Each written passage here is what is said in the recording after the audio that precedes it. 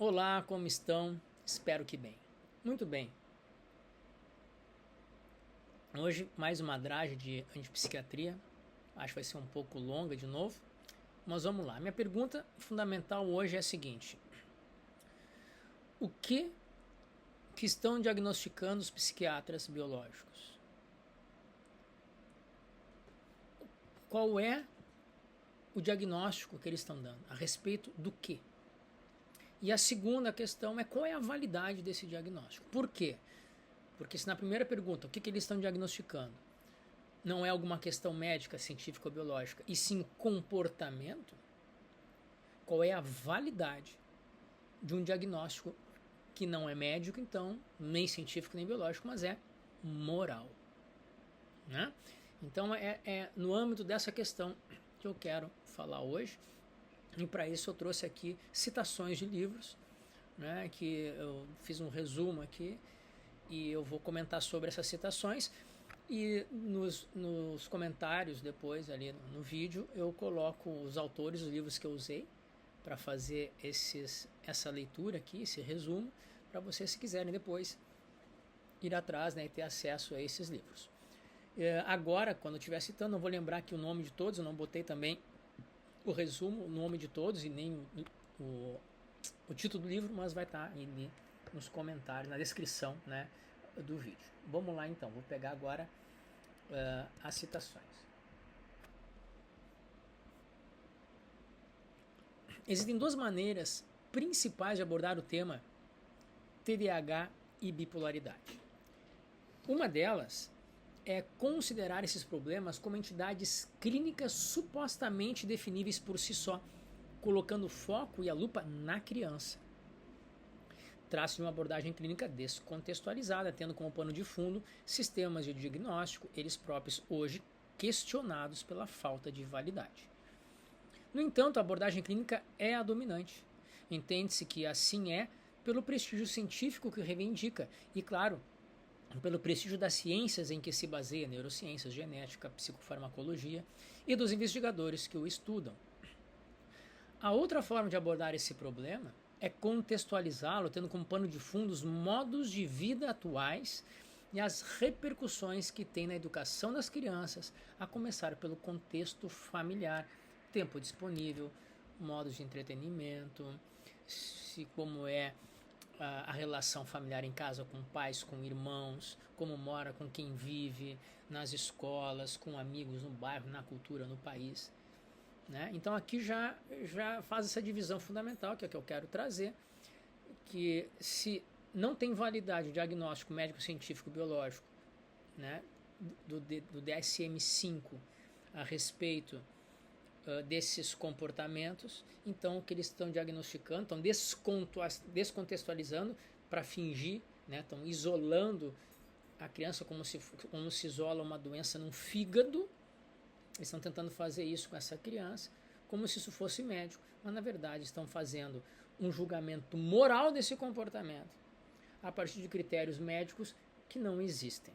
E quando eu digo que não existem, eu digo que a psiquiatria biológica ela tem tanta validade de investigação quanto se a gente quiser investigar quando que uma pedra vai acordar, quando que ela está acordada. Por mais instrumentos tecnológicos, conhecimentos e pesquisas que eu faça a respeito dessa pergunta, quando uma pedra acorda, nós nunca vamos chegar à conclusão dessa investigação de quando ela acorda, porque ela nem dorme. É uma confusão de domínios completamente absurda, e que não é desproposital, obviamente que é proposital. A partir, como diz aqui essa citação, né, do prestígio das ciências que ela se baseia, neurociência, genética. Então ela usa palavras e frases, expressões médicas, ela dá esse verniz que não passa de verniz de cientificidade, mas o que ela está avaliando realmente, o que ela está fazendo mesmo é uma avaliação, é um diagnóstico moral. E aí a pergunta do início do vídeo, qual é a validade de um diagnóstico moral? Como estabelecemos qual a justificativa para usar de termos de verniz científico para, na verdade, estar julgando moralmente essas crianças, né, adolescentes e adultos. Muito bem. Aqui uma outra citação, que aqui é uma defesa, né? O autor vai trazer aqui uma defesa, alguém que fez uma defesa, um psiquiatra que fez uma defesa a respeito do DSM. Vocês sabem, eu já disse mais uma vez, meu propósito de vida, né, um dos objetivos seria desqualificar completamente o uso do DSM, que as pessoas jogassem no lixo, fizessem fogueira com ele, o que quisessem, né, que usassem de peso para a porta do quarto, da sala não bater, lá sei eu, mas menos para fazer diagnóstico científico, biológico e médico do comportamento do outro, porque isso é o que ele não serve, né? Então, meu propósito é conseguir, através da persuasão, do convencimento, trazendo aqui, né, vários argumentos, mostrar que esse livro é uma falácia e que seria muito melhor, mais benéfico para as pessoas, para a sociedade, se esse livro não fosse considerado, fosse desqualificado como um instrumento, né, um manual de médico científico biológico de validade científica ou médica. Né? Então, para isso que eu trago esses argumentos. E aqui, obviamente, tem pessoas que trabalham com DSM, né, e que fazem a defesa dele. Aqui tem uma defesa e logo em seguida o autor vai falar sobre essa defesa. Então, vamos lá. A defesa, o argumento, então, do DSM. TDAH é um termo abreviado para uma coleção de sintomas que certamente existem. Pode-se discordar do termo abreviado, como eu certamente faço, mas ninguém com olhos para ver e ouvidos para ouvir argumentaria que não há crianças ou adultos que preencham os critérios diagnósticos para TDAH, conforme estabelecido no DSM-5. Na verdade, existem milhões de crianças e adultos que atendem à definição de TDAH. Dizer então que não existe é como dizer que o nariz do seu rosto não existe. Você pode não querer chamá-lo de nariz, mas o que quer que você chame está lá. Muito bem, essa defesa agora, o que o autor aqui vai rebater diz assim. O problema com essa defesa é que ela não nos diz nada que já não saibamos. Os critérios do DSM-5 incluem descrições de sintomas que existem muito claramente. Isso não prova que uma entidade clínica neurobiológica chamada TDAH esteja causando esses sintomas. Até onde sei, não há críticos do TDAH que neguem a existência desses sintomas. A filosofia clínica não nega, eu não nego. Eu não digo que não existe hiperatividade, que não existe a tristeza profunda, que não existem comportamentos que as pessoas sofrem com eles, que existe. Tudo isso existe. Não estou falando que o comportamento não existe. Né? Eu estou sempre dizendo que eu combato fundamentalmente a epistemologia, a teoria do conhecimento que a psiquiatria biológica dá para justificar a sua atuação e sua intervenção médica, científica, biológica, entre muitas aspas, e para poder aí vender, né, os remédios psiquiátricos que também não tem prova alguma de que funcionem para essas questões, porque não tem essas questões. É a pedra que a gente quer saber quando é que acorda. Né? Não é questão de tempo. Não é que já faz uma centena de anos que eles estão tentando provar clinicamente a depressão, o TDAH, a hiperatividade, a bipolaridade, e não chegam a conclusão nenhuma, nunca chegam a nenhum lugar médico, científico, biológico, porque não tem onde chegar. É exatamente como estudar quando uma pedra acorda. Né? Então, não estamos negando, eu não estou negando aqui o comportamento, o sofrimento que existe. Mas a epistemologia, a teoria do conhecimento, que a psiquiatria biológica quer que a gente nos engula, que a gente engula aí assim de forma passiva, né? Então, ninguém nega, né, a existência de sintomas. As questões importantes são: por que esses sintomas existem? Que explicação podemos dar para eles? O que fazemos sobre eles? O que está em debate, em outras palavras, são as muitas suposições feitas por especialistas em TDAH que envolvem colocar milhões de crianças sob um rótulo, argumentando que os sintomas são devidos a fatores biogenéticos e afirmando que esses sintomas podem ser melhor tratados com medicamentos psicoativos. Então, de novo, a pergunta, que a resposta não é médica, científica ou biológica. Por que sintomas existem? Que explicação podemos dar a eles? O que fazemos sobre eles? Isso são questões da existência humana que podem envolver filosofia, sociologia, antropologia, pedagogia, educação, mas não é uma explicação médica, científica ou biológica. Muito bem, outra citação. qualquer que seja o valor científico que possa haver nas descobertas da psiquiatria, elas sofrem de uma falha fundamental. Elas estudam o paciente fora do contexto de sua vida em geral e fora do contexto da relação psiquiatra-paciente em particular. Toda descrição psiquiátrica argumentará o Lang, né, que é sobre ele que o cara está escrevendo aqui, David Lang, Ronald Lang, não é uma declaração de fato, mas uma interpretação. E as interpretações que encontramos nos livros de psiquiatria são determinadas de antemão pelas categorias de postura teórica e pela linguagem. Então, dizer que um conjunto de sintomas aparece quando a pessoa está deprimida, tem uma atividade muito grande, ou está muito prostrada, ou está com oscilações de humor, dizer que sintomas existem não é dizer mais que o óbvio, como disse antes a citação. Agora, a interpretação que se dá a partir disso, que é médica, biológica, e que querem dizer que é médica, biológica, científica, é uma interpretação, não é um dado da realidade, não é uma constatação de conhecimento, é uma interpretação que é dada por instituições de poder, que a partir daí fornece uma linguagem médico-científica, farmacológica, para que possam, a partir daí, criar a entidade a partir da sua linguagem e não da entidade em si, porque a entidade em si, os sintomas não dizem que existe uma entidade chamada TDAH e que é biologicamente causa esses comportamentos. Vamos explicar um pouco melhor aqui numa outra citação, Daniel Figueira, que tem um livro no e-book muito interessante. Ele escreve assim, fazendo uma comparação dos diagnósticos psiquiátricos, né, com o que o Thomas Szasz também já fez no livro Fabricação da Loucura, com a perseguição às bruxas, né, na Inquisição. Então, nos diz aqui Daniel Figueira. No período da perseguição às bruxas, a crença sustentada pela igreja, que era de que havia feitiçaria, o que justificava práticas opressivas impostas às pessoas de conduta divergente, e que logo havia feiticeiras. Então a crença da igreja é que havia feitiçaria. Há feitiçaria. Se há feitiçaria, há feiticeiras. O que justifica a tortura e todas as práticas opressivas impostas principalmente a mulheres pobres. Porém, como não havia fatos que corroborassem esta crença, tão logo se fabricavam feiticeiras a partir dos chamados procedimentos inquisitoriais, de tal modo que o fato de uma mulher flagelada pela Santa Inquisição e pela justiça eclesiástica se tornasse prova factual de seu crime, isto é, a feitiçaria.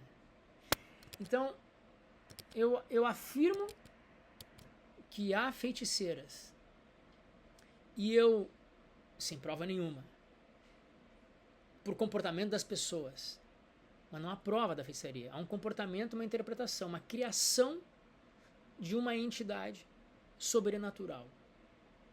E para provar que eu estou certo, eu levo procedimentos que fazem as pessoas se encaixarem de diagnósticos, né? Inclusive tem Maleus Maleficaram, que era um livro de diagnóstico de quem era bruxa. Isso prova que a partir dessas técnicas inquisitoriais, que essa entidade que não tem de fato prova exista. Isso é um pensamento de círculo vicioso, né? E aqui o Daniel Figueira vai nos dizer com muita clareza um problema nesse círculo vicioso que faz também a psiquiatria, né? A psiquiatria cria a entidade de doente mental e para provar que ele existe, ela faz um livro que dá os diagnósticos que é doente mental. E onde é que está a entidade de doença mental? Essa não existe. A entidade não existe. Mas o verniz, o personagem criado pela linguagem e pelas práticas de quem criou essa linguagem, essas existem. Mas não prova que a entidade de doença mental existe, vocês entendem? Então, olha só, a diferença fundamental de domínios aqui é entre fato e crença. Como diz Daniel Figueira, a morte é um fato. A vida após a morte, uma crença. Para qualquer religião mística, metafísica e filosófica que vocês possam pensar. Primeiro estabelece-se uma crença. a de que existe doença mental. Portanto, haverá doentes mentais. Como se justifica essa crença? Pela ação dos psiquiatras ao diagnosticarem a doença mental. É uma lógica do círculo vicioso. Nós sabemos fundamentalmente que o círculo vicioso é um erro do pensamento. E é a partir de um círculo vicioso, de um erro do pensamento, que se fundamenta a psiquiatria biológica. E que quer vender o DSM como um livro científico. Que existem entidades das quais ele diz que ali existem, porque os sintomas, que é óbvio que quem está triste vai ter aqueles sintomas por algum ou muito tempo, algum deles, ou muitos deles, ou todos eles. É óbvio, porque somos seres de uma certa natureza cultural, biológica nesse sentido, como condição, não como causa.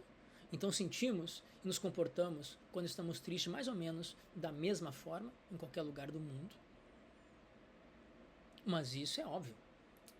Transformar a correlação em relação de causa e efeito é outro erro lógico, um erro do pensamento que também está no fundamento da psiquiatria biológica. Muito bem. Então vamos lá. Quais são os marcadores biológicos do DSM-5 e da constatação de todas essas doenças, transtornos, ou seja, como queiram chamar, mentais, ou biológicos, né, ou químicos. Marcadores biológicos. Não há nenhuma prova neurobiológica nem médico objetiva que corrobore a especulação da causa orgânica ou mau funcionamento dos neurotransmissores para qualquer chamada doença mental. 980 e poucos, DSM-3, foi o livro, né, que foi um divisor de águas na psiquiatria biológica, que inflou, né, a indústria farmacêutica de bilhões e bilhões de dólares, euros e reais no mundo todo. Foi a partir do DSM-3. Mas antes, em 80, mas antes dele, de 1950 por aí, já estavam procurando marcadores biológicos nos transtornos mentais que estavam dentro dos hospitais psiquiátricos. Nunca encontraram. Então isso aí já é muito mais antigo do que se pensa. Não é ontem. Tá? E antes dos 50 também já havia especulações de transtornos lá com Charcot, e antes de Charcot, né, de causas biológicas para a histeria ou para transtornos de comportamento. E nunca houve prova de marcação biológica nenhuma. Não interessa quanto avance a tecnologia, os conhecimentos científicos, médicos, biológicos, porque o domínio do comportamento humano não é esse. É sociológico, é antropológico, é filosófico, é educacional. É outro domínio. É aí que estão as causas dos transtornos e dos comportamentos humanos de sofrimento, de extremo sofrimento. Estão aí. Não na ciência médica, biológica ou científica, e muito menos no DSM. Mas muito bem. Como se dá o diagnóstico? Não, vamos lá. Antes dos anos 80 era chamada o TDAH. Antes do TDAH ela era outro nome, mas antes dos anos 80, antes do DSM-3, era chamada de síndrome da lesão cerebral ou disfunção cerebral mínima. Essa era a teoria, não era comprovada, era a teoria, era a tese de que esses comportamentos seria uma síndrome ou da lesão cerebral ou disfunção cerebral mínima. Vejam bem como aqui está, né, a linguagem médica forte aqui, né? Lesão cerebral ou disfunção cerebral mínima, ou seja, aqui estamos dentro do âmbito de uma medicina. Porém, essas formas de linguagem foram abandonadas devido ao fato de que nenhum dano no cérebro nunca foi demonstrado. A tese é que não, tem alguma coisa no cérebro, mínimo. Então, mínimo que nunca encontramos. Pô, então, se não é médico, não dá para chamar de lesão cerebral, né? Está avançando os conhecimentos, está avançando a tecnologia, está avançando a medicina e nós não temos que comprovar que há uma mínima lesão no cérebro. Então vamos chamar de transtorno mental. É assim a nomenclatura que a psiquiatria trabalha. Não é assim que a medicina faz quando dá nome às suas doenças objetivas nos órgãos, no corpo. Ela não muda de câncer para outro nome, que é objetivamente conhecido. Mas a psiquiatria vai mudando a nomenclatura para dar um pouco mais de veracidade a uma entidade que ela não consegue achar no real alguma causa orgânica, médica ou científica. Ela vai mudando a linguagem, né? É o que ela tem. Então, como se dá o diagnóstico? Bom, o diagnóstico se dá por testes e escalas de pontuação. Os psicólogos, neuropsicólogos, professores, pais, verificam a atenção, a atividade mental, pela expressividade da pessoa às vezes, né, da criança, e corporal, e a impulsividade, e preenchem escalas de pontuação. Professores e pais preenchem escalas de pontuação, que tem uma série de itens como com respostas tipo assim, nunca, às vezes, quase sempre, sempre. A partir da visão de que eles têm dessa criança na vida e no ambiente que eles dão com essa criança. E, obviamente, com um pai com menos paciência, cansado de tanto trabalhar, ou com problemas no relacionamento com a sua esposa, ou vice-versa, a esposa cansada do trabalho, da vida, vai ter menos paciência com o seu filho e vai achar que ele é que é hiperativo e não ela que está sem paciência. Isso, obviamente, que acontece. E se perguntada por um psiquiatra, vai preencher na escala, né, no nunca, às vezes, sempre ou quase sempre, vai colocar que ele sempre é muito ativo, porque a minha paciência é muito curta. Né? Bom, em todo DSM, os critérios diagnósticos são ambíguos, o que pode ser problemático. Aqui num outro autor, né, chamado aqui o livro Mad Science. Por exemplo, se a Receita Federal estipulasse que os contribuintes deveriam pagar sua cota justa, a linguagem justa, de impostos, sem fornecer orientação sobre o que isso significava, indivíduos e profissionais tributários teriam interpretações muito diferentes do significado da parte justa e como determiná-la. E é exatamente assim os critérios DSM. Nunca, às vezes, sempre, quase sempre. Que é isso para que tipo de pessoa, em que situação, em contexto? Não define. Essa definição DSM não dá. É um jogo de linguagem, né? Que eles usam. Os critérios diagnósticos do DSM geralmente não especificam as condições sob as quais os critérios seriam atendidos. O que significa que os médicos, em última análise, fornecem a sua própria interpretação. Ou se baseiam fundamentalmente no relato dos pais, dos professores, que já não aguentam mais dar aula naquela turma de 30 crianças, porque a educação enfia a gente ali, o professor tem que dar conta, na pedagogia ele não viu como é que se faz isso. Vamos botar uns 3, 4 TDAH, dar remedinho para 3, 4, já muda, né, a minha dinâmica em aula, já consigo respirar e dar uma aula mais tranquila e vou para casa melhor. Esse é o critério de avaliação de quem tem TDAH ou não.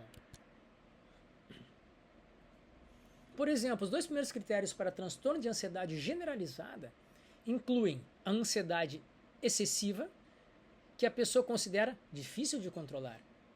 Como exatamente um clínico determina o que é excessivo ou quão difícil é controlar? Quanto controle? Então, tem muitos, centenas, que eu podia dar aqui para vocês, de citações de livros de pesquisadores das mais variadas formas, disciplinas, desde a própria psiquiatria, psicanálise, psicologia, filosofia, sociologia, antropologia, muitos, né, que verdadeiramente questionam o que a psiquiatria biológica está diagnosticando. É óbvio que ela está diagnosticando o comportamento como ela fazia lá nos primórdios dos hospitais gerais na França, na Inglaterra, né, que era mais honesto. Eles chamavam lá nos hospitais gerais de 1700, 1600 de tratamento moral para aquelas pessoas que estavam internadas lá. Elas não diziam que elas estavam doentes de alguma questão do cérebro, não diziam que elas tinham um problema biológico. Elas sabiam que elas estavam lá porque a sociedade não sabia lidar com elas. Ou porque elas tinham problemas tão graves que não conseguiam ver na sociedade. E aí elas iam para lá. Ou jogadas por outros, ou iam por vontade própria porque estavam na rua sem saber onde parar. Então vai para o depósito do Hospital Geral. E lá eles tinham teses. E o nome das teses era tratamento moral. É isso que eles fazem. Desde o início dos hospitais gerais. Eles fazem tratamento moral. Seria mais honesto dizer que a psiquiatria tenta fazer engenharia social através de um julgamento moral e faz um tratamento moral através da psicofarmacologia, dos psicotrópicos, que não atingem nenhuma doença no corpo, no cérebro. Pode dar o nome que quiser, TDAH, autismo, depressão, bipolaridade, ansiedade generalizada. Não existe marcação biológica. O que o DSM faz é colocar rótulos e estigmatizar pessoas como se fossem problemas físicos e biológicos que, na verdade, são julgamentos morais para tratamentos dessas pessoas. E, obviamente, que também não é mais nem tratamento moral. O tratamento agora, ele é farmacológico. É para vender remédio. Após o DSM-3, 1980, os remédios, medicamentos que eram testados dentro dos hospitais, com a divulgação para o público, né, o mercado farmacêutico aumentou absurdamente, saiu de dentro de alguns hospitais psiquiátricos, manicômios, para dentro da casa de qualquer uma pessoa. Os Estados Unidos, fundamentalmente, aceita a propaganda desses psicotrópicos como se fossem remédios, tem uma fortuna por trás. É esse o fundamento da indústria farmacêutica, da psiquiatria. Vender e ganhar dinheiro através de erros grosseiros do pensamento, como vícios do pensamento, como a confusão de causalidade, de relação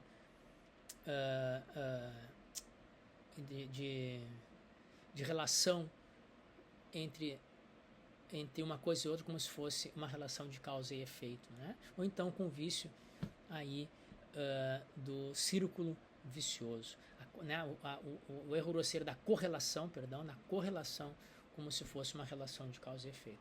Mas outros vieses cognitivos que estão envolvidos, segundo, né, a pessoa ganha muito dinheiro em relação a isso, o prestígio de ser médico, o prestígio de vestir um jaleco branco, esse dizer médico e de estar no mesmo nível. Tem muita coisa envolvida para que essa falácia permaneça, se sustente, muitos outros poderes instituídos que apoiam isso. Mas nós, cada um de nós, podemos, apesar de toda essa falácia, toda essa indústria por trás, ter acesso a outras informações que colocam em dúvida, em xeque, essa justificativa epistemológica da psiquiatria biológica, né? Então, o que eles estão diagnosticando? Comportamento. Não estão diagnosticando nada médico, científico e biológico. Se estão diagnosticando comportamento, isso sai da área médica e vai para a seara moral, ética, social, política e antropológica. E nessas áreas, nenhuma definição é a mais correta, a não ser a que vence é aquela que está institucionalmente instituída de poder.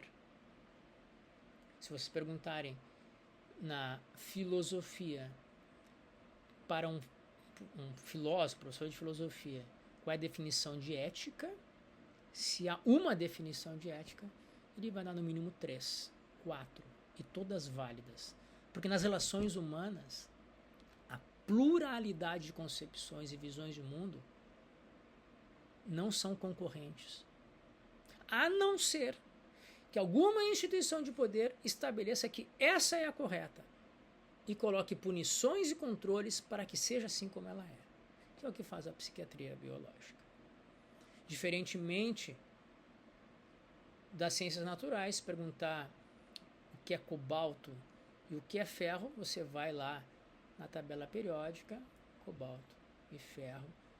Nem sei se o cobalto e o ferro estão na tabela periódica, mas é evidente a diferença, as especificações de cada um e o que cada um é. Não é assim nas ciências humanas, entre aspas.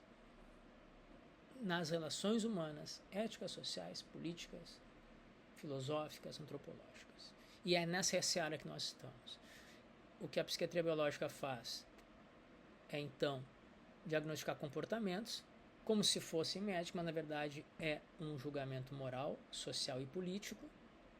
E a validade desse diagnóstico é zero. Porque a epistemologia deles que diz que a biológica não tem validade nenhuma, E sendo moral, eu posso ter a minha interpretação fora da psiquiatria biológica para dizer que o que meu filho representa como comportamento de sofrimento é em função de como ele vive, de como eu vivo com ele, da sociedade que nós estamos. E a partir dessas relações complexas, nunca simples, é que podemos, quem sabe, através com outros agentes de cuidado, terapeutas, assistentes sociais, a mãe, o pai, o irmão, o vizinho, a avó, o tio, tentar arranjar formas de ajudar essa pessoa a ter um novo comportamento que não sofra tanto. É sempre a partir dessa seara. Ela é mais complexa, ela requer mais atenção ao outro, ela requer que consideremos o contexto do outro, ela requer que nós nos impliquemos na solução e nas causas desse comportamento. É mais complicado, mas é mais honesto.